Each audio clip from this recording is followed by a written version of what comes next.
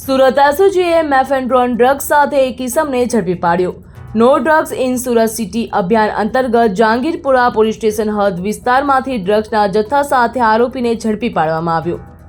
આરોપી સુફિયાનને ઝડપી પાડવામાં આવ્યો છે। સુરત એસઓજીએ ઝડપી પાડી આરોપીની પૂછપરછ કરતા આરોપી ગુનાહિત ઇતિહાસ ધરાવતો હોય તેવું જાણવા મળ્યું।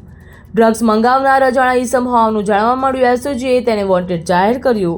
આરોપી વિરુદ્ધ કતારગામ, ચોક બજાર, લાલગેટ અને જહાંગીરપુરા પોલીસ સ્ટેશનમાં કુલ આરોપી વિરુદ્ધ 6 ગુના દાખલ થઈ ચૂક્યા છે। સુરત એસઓજીએ 129.85 ગ્રામ ડ્રગ્સ અને મોબાઈલ ફોન મળી કુલ કિંમત ₹13,30,800નો મુદ્દામાલ કબજે કર્યો।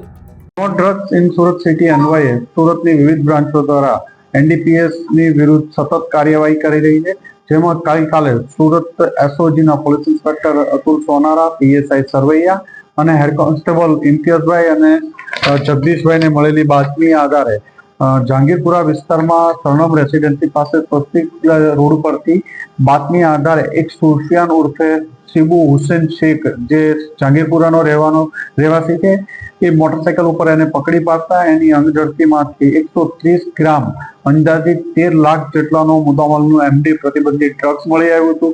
એની પાસેથી મોબાઈલ, બાઇક મળી કુલ 13,30,000નો મુદ્દામાલ કબજે લેવામાં આવ્યો છે। આ સુફિયાન શિબુ શેખ છે, નોટરિયસ હિસ્ટ્રી સીટર છે। અગાઉ 2022માં એનડીપીએસના કેસોમાં અને સતત પ્રોહિબિશનના કેસોમાં 21 થી 25 સુધીના બીજા 5 પ્રોહિબિશનના કેસોમાં પણ એની ધરપકડ થઈ ચૂકી છે। આ માલ ક્યાંથી લાવ્યો તો, ક્યાં આપવાનો તો એ બાબતે તપાસ કરતા એને જે આગળ આપવાનો તે મોહમ્મદ રિઝવાન ઉર્ફે ઉસ્તાદ અબ્દુલ કાદર બોમ્બેવાલાને એમડી ડ્રગ્સ આપવાનો હતો અને ક્યાંથી લાવ્યો તો એ બાબતે તપાસ ચાલી રહી છે।